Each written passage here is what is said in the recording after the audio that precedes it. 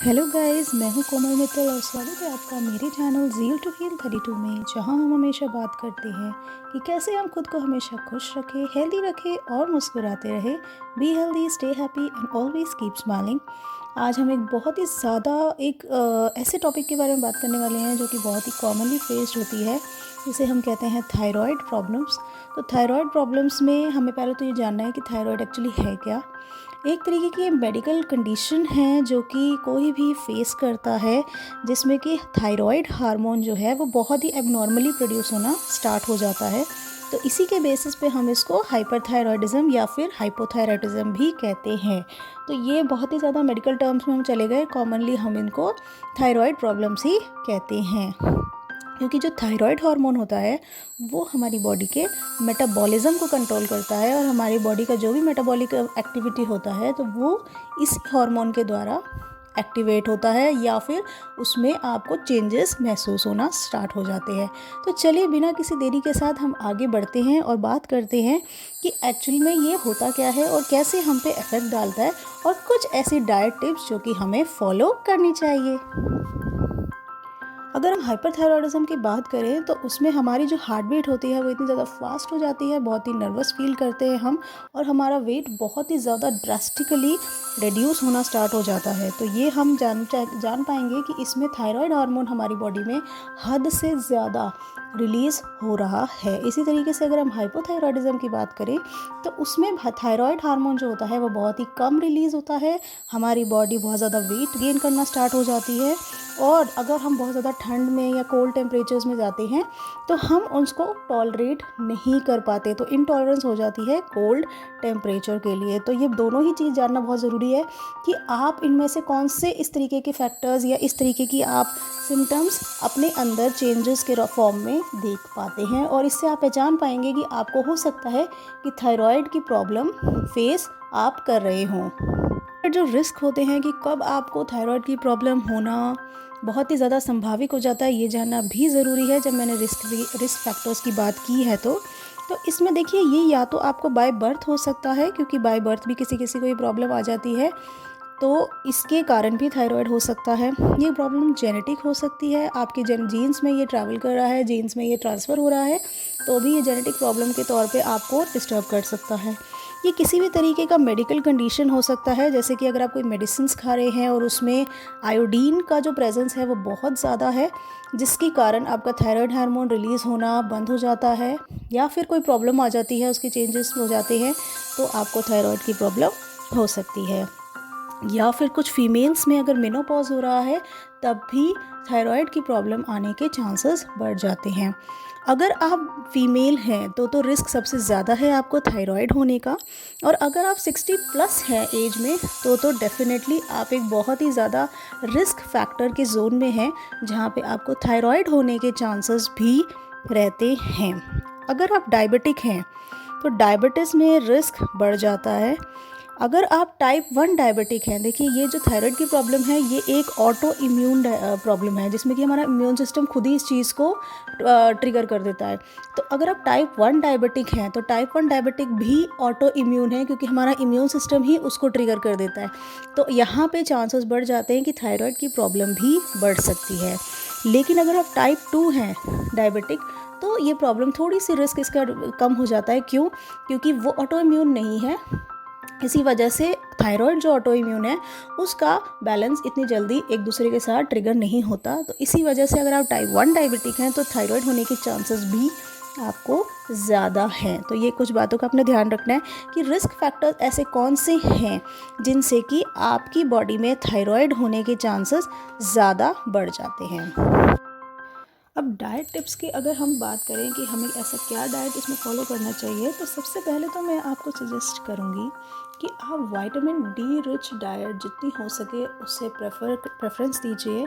जैसे कि आपको मैंने पहले भी बताया है अपने वीडियोस में कि जो फोर्टिफाइड फूड्स होते हैं उनमें ऑलरेडी विटामिन डी को प्रेजेंट किया जाता है, और उसमें उनका कंटेंट बना हुआ होता है। तो आप जितने भी फोर्टिफाइड जो फूड आइटम्स होते हैं वो विटामिन डी से रिच होते हैं, उन्हें ज़रूर खाइए। अगर आप प्लांट बेस्ड कोई विटामिन डी जो बहुत ही अच्छा एक सोर्स है विटामिन डी का, वो आप सिलेक्ट करना चाहते हैं, तो आप मशरूम ट्राई कीजिए, क्योंकि मशरूम से आपको maximum amount of vitamin D मिलता है। तो ये बहुत अच्छा एक पाइए। आप बेरीज़, हर तरह की बेरीज़ को आप ट्राई कर सकते हैं, आपके लिए बहुत अच्छी चीज़ है। हाँ, टोमेटो अगर आप खाना चाहते हैं तो बिल्कुल खाइए, आपके लिए वो भी बहुत हेल्दी है, वो भी एक तरह का फ्रूट ही है। दूसरी चीज़, अगर आप बीन्स खाते हैं तो बहुत अच्छा है, किसी भी तरह की आप बीन्स खाइए, वो आपके लिए बहुत हेल्दी चीज़ है। ऑयल में अगर आप सनफ्लावर ऑयल को प्रेफरेंस दे सकते हैं तो बिल्कुल दीजिए। देखिए, हेल्दी ऑयल तो ऑलिव ऑयल भी माना जाता है। बात करें कि हम किन सीड्स को प्रेफर कर सकते हैं, तो हम ज़रूर कहेंगे कि आप सीड्स भी खाइए, आप शिया सीड्स खाइए, आप फ्लैक्स सीड्स खाइए, आप किनवा सीड्स भी खा सकते हैं। ये बहुत ही अच्छे ऐसे सीड्स हैं जो कि आपके बॉडी के मेटाबॉलिज्म को बहुत ही अच्छा इम्प्रूव कर देते हैं। तो क्योंकि थायराइड में मेटाबॉलिक एक्टिविटीज़ में चेंजेस आ जाते हैं, प्रॉब्लम्स आ जाती हैं, तो मेटाबॉलिज्म को कंट्रोल करना बहुत ज़रूरी है। नहीं तो आपका वेट या तो बहुत ज़्यादा बढ़ जाएगा, जैसे कि हमने हाइपोथायरॉयडिज्म की बात की, या फिर बहुत ज़्यादा घट जाएगा, जैसे कि हाइपरथायरॉयडिज्म की बात की। तो इसी तरीके से हमें ये चीज़ को मेंटेन करना है कि मेटाबॉलिक एक्टिविटी आपकी मेंटेन रहे। इन चीज़ों का ध्यान रखना है कि आप सीड्स भी खा सकते हैं। नेक्स्ट, जो मैं अदर टिप्स आपको हमेशा अपनी हर वीडियो में देती हूँ, उसमें सबसे पहली टिप तो मेरी हमेशा यही रहती है कि आपने हमेशा हाइड्रेटेड रहना है, बहुत ज़्यादा पानी पीना है, प्लेंटी ऑफ फ्लूइड्स पीना है पानी के फॉर्म में, जिसमें भी आपको वाटर रिप्लेनिश हो रहा है आपकी बॉडी के अंदर, किसी न किसी फॉर्म में आप उसको बार बार अपनी बॉडी को प्रोवाइड कर रहे हैं। जैसे आपने कोई जूस पी लिया, आपने पानी पी रहे हैं आप, या फिर आप जिस भी तरीके से आप उसका कंजम्पशन करना चाहें, आपकी इच्छा है वो, आपने ज़रूर पानी को पीना है, अपनी बॉडी को हाइड्रेटेड रखना है।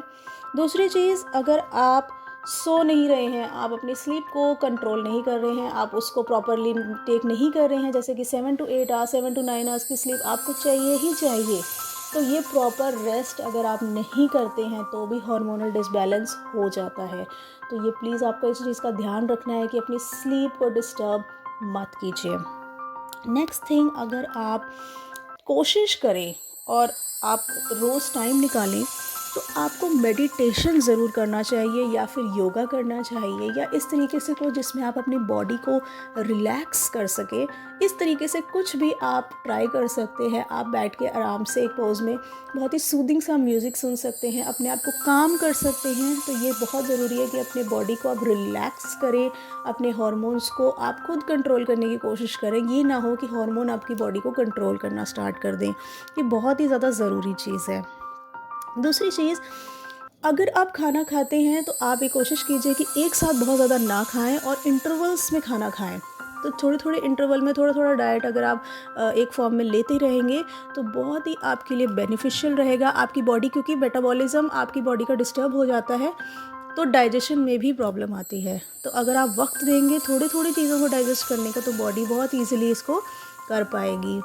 नेक्स्ट टिप जो मैं इसमें दूंगी, अगर आप कार्ब और फाइबर रिच डाइट खा रहे हैं तो इस चीज़ का ध्यान रखना है कि इसको बहुत ही एक लिमिट वे में आप खाइए। अदरवाइज़ अगर आपका वेट बहुत ज़्यादा बढ़ रहा है, जैसे मैंने अभी आपको बताया हाइपोथायरॉयडिज्म में बढ़ता है, तो वहाँ पे आपका वेट मैनेजमेंट बहुत ही मुश्किल हो जाएगा अगर आप बहुत ज़्यादा कार्ब रिच डाइट इनटेक करेंगे तो।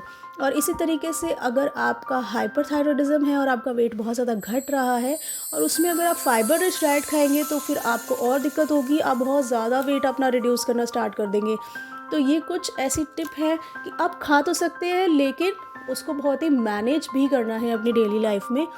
तो कुछ ये टिप्स ऐसी थी जो कि बहुत ज़रूरी है। तो गाइस, वीडियो को आप ज़रूर लाइक कीजिए, शेयर कीजिए, सब्सक्राइब कीजिए चैनल को, और अब कमेंट सेक्शन में ज़रूर बताइए कि नेक्स्ट वीडियो कौन से हेल्थ रिलेटेड टॉपिक पे आप देखना चाहते हैं।